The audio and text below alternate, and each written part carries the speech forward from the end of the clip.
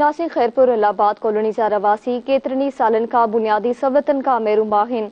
रहवासियुनि घुर कई ते नोटिस वठी बुनियादी मसला हल कया वञनि। इन हवाले सां रिपोर्ट करे रहियो आहे गुलमीर पुलपोटो। खैरपुर शहर जी वॾी आबादी रखंदड़ इलाहाबाद कॉलोनी जा रहवासी केतिरनि ई सालनि खां बुनियादी सहूलतुनि खां महरूम। कॉलोनी में केतिराई भेरा ड्रेनेज रोड जा कम जा टेंडर थिया पर कागज़ी कार्रवाई ताईं महदूद आहिनि।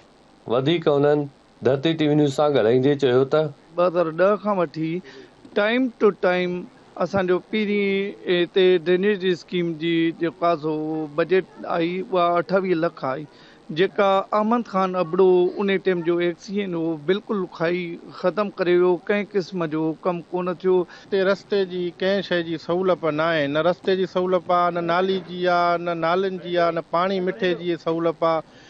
हिते वोट वठण त अचनि था, दावा वॾियूं वॾियूं करे वोट वरितियूं हलिया था वञनि। असांजी तमामु वॾी तकलीफ़ आहे रोडनि जी ऐं बुनियादी सहूलियत खां वठी काई बि अवेलेबल न आहे। तमामु संदन चवणु हो त केतिरनि ई सालनि खां को बि तरक़ियाती कमु न थी सघियो आहे। नोटिस वठी तरक़ियाती कमु कराया वञनि। कैमरामैन टीम सां गॾु गुलमीर पुलपोटो, धरती टीवी न्यूज़ खैरपुर।